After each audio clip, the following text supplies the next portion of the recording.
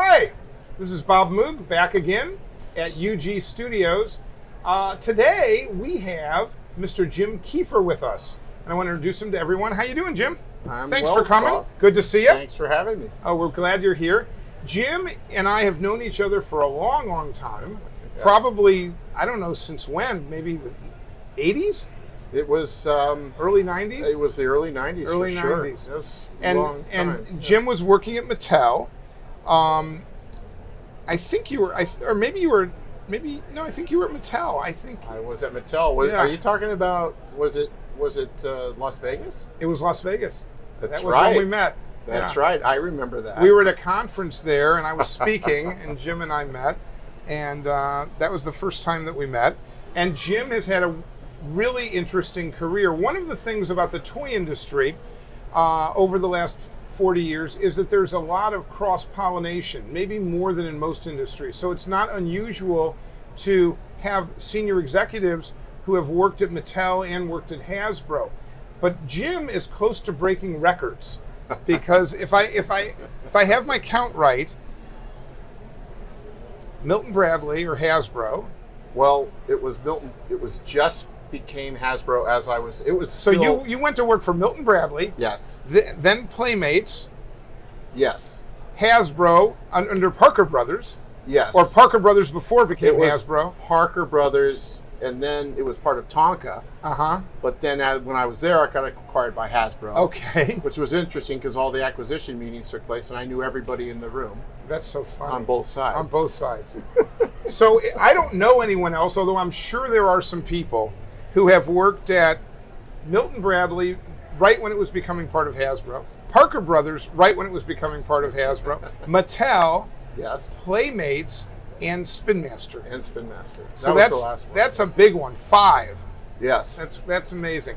And of all those companies, was there one, because you were different amounts of time and they were in different places, where did you have the best experience? I'm not asking which is the best company, but which one career-wise did you feel like was the best spot for you? Where you learned the most, or where you had the most fun, or? Well, I would say where I learned the most and probably had the most fun was my first job. Your first My job? first job was, I was very lucky. I graduated on a Friday, Uh-huh. and I started work on Monday. Wow. And I started at Milton Bradley, Uh-huh. and I... And did you live in the East Coast at the time, or did you move from the West No, Coast to the East Coast? I'm from California, Yeah. but I had graduated from Notre Dame, and we were in the Midwest. and Right, then you're in Indiana. That was that was where I got a job, was Yeah.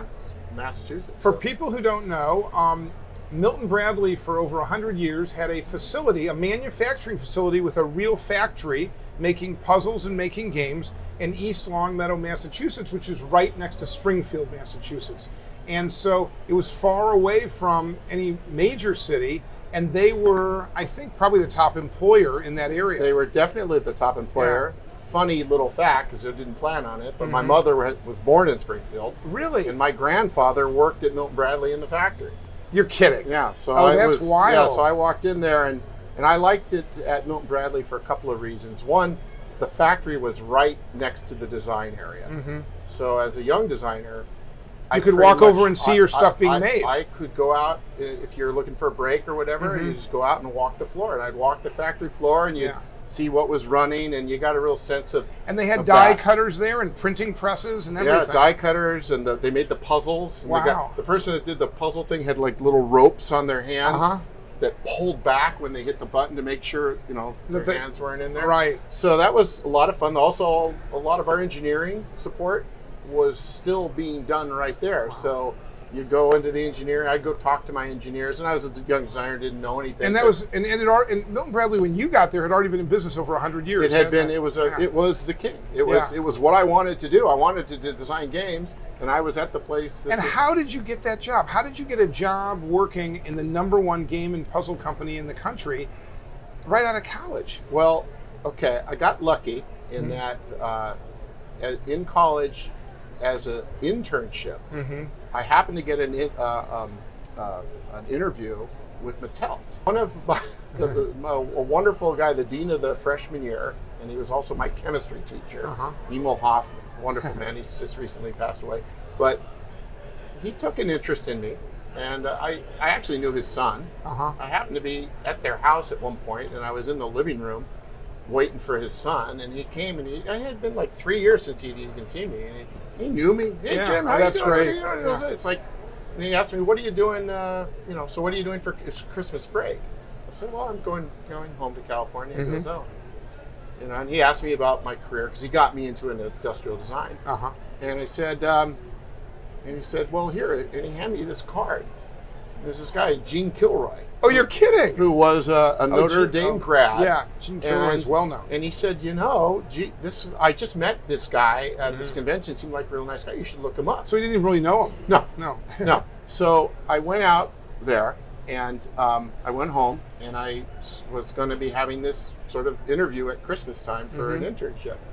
And I was an industrial designer, and I had like popcorn poppers. And, and you didn't have any toys. I didn't have any toys. Yeah. And my girlfriend at the time, who is now my wife, been married 36 years, she said, "So you're going into an interview at a toy company?" I go, "Yeah, I got this." She said, "Do you have any toys in your portfolio?" Portfolio. I Yeah. said, "No." "So should you?" "Yes." So did you come up with So some I things? went off to Pepperdine University for the day, got a bunch of markers, and I put that's together great. a toy line based on the Arthurian legends, which I was studying in school, so I knew it. So you knew something about it. And put it together, and I showed him in the interview, here's my popcorn popper, here's my shopping cart, and he was pretty bored, because I didn't think it was that great. And then I go, well, I do have this, and I have this little sketchbook I had made, and he looked at it and suddenly called managers in and all this brought stuff. all these people in. Yeah, and that, so I landed this internship at. And what do you think of the quality of that work? Do you think it was legit? Like, would it be something you could present today? You know, I think so. Yeah, that's really exciting. Especially the sketching. That was my thing. I was very much into the sketching, and it was all wonderful stuff. And so I got exposed. That way, and then when you went to apply for Milton Bradley, you had the Mattel experience. I had the Mattel experience, but that one summer, and I was working across the hall from this master, and I would look at what he did and emulate it. I learned so much in that one, summer. Yeah, 10-week period. And so that was great, and it kind of hooked me into the toy industry. I was working on Masters of the Universe, He-Man. Oh yeah, He-Man. Well, that's a great one. That would have been really fun when you're 21 years old. Yeah. One of the things, you mentioned your sketching. We've done 3 games with you, I think. Is that right? Right. And 2 of them are Fishing for Words and WTF. Yes. And one of the things about WTF that we love and that I think the consumers love is the artwork. So while you're a game inventor, you also are quite an artist, aren't you? Yes. In college, I was the editorial cartoonist on the student newspaper. So I've always loved drawing, and I like cartooning. And I've painted. My wife's a much better painter. Yeah. But the work you did on WTF, it's so clever. I was just showing it to Urban Outfitters, and he just started laughing when he saw Carp Gable, and you have a fish that looks like Carp Gable. I'm sort of a bad pun. I've never seen a bad pun I didn't like. Right. I don't know. I draw things, and it just sort of funny things come to mind, and it's a little off, and that was sort of the nature of that game. It really differentiates you from other people that we see because you've got that drawing extra bonus that other people don't have in their game design.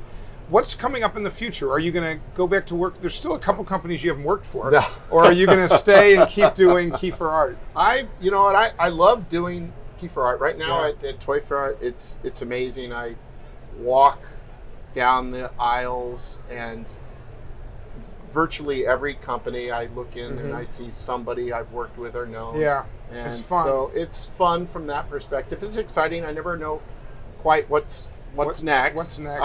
So it's a lot of fun for me. So I enjoy doing it. And one of the questions I like to ask people is when we end these interviews is, what's your favorite game, or what was your favorite game growing up? You're not allowed to say one you invented. No, it's not. My favorite game growing up was Risk. Yeah, without a doubt. I convinced my buddies who were buying to spend 6 or to 7 go hours in with playing. me. Oh, to no, buy to it go with you. in with me to buy it, and we bought it for somebody for their birthday. I didn't even own it, and then so I have that. In fact, I still have the original Risk game that I had. So you must be like me. If Risk was your favorite game and you bought this original with friends, and then you went to work at Milton Bradley, that must have been like the perfect job. Yeah, you couldn't imagine anything better. Risk was a Parker Brothers game. Yeah, at the time. That's right. And when I was at Parker Brothers, I did do my share of my own versions of Risk. Yeah, it was wonderful. But yeah, it was. Yeah, I guess it was at Parker Brothers, and Stratego would have been at Milton Bradley. Stratego was at Milton Bradley, and Risk was at Parker Brothers. But then they all came together in '91 or '92 when they did that acquisition. The toy industry is very multifaceted and very global. Stratego is owned by Jumbo. Jumbo, yeah. They had it in Milton Bradley's line forever. Well, when I was my final corporate job, when I was at Spin Master as the vice president of design, we licensed Stratego. So it left Milton Bradley and it went to Spin Master. It was to Spin Master, and suddenly I had this brand I grew up with. Right. And I remember when it was at Milton Bradley, begging, can I work on, can I redesign the piece? Suddenly it's here. And you were in charge of games. And I was in charge of it. And we were making the game, and we did some great little additions for the 50th anniversary, which was able to launch. And then ultimately traveled over to Amsterdam several times, and that was fun talking to all the people at Jumbo, because they were making a little travel Stratego that turned into a castle. And I was sitting there in the meeting, we were having the big summit, and I go, yeah, I designed that.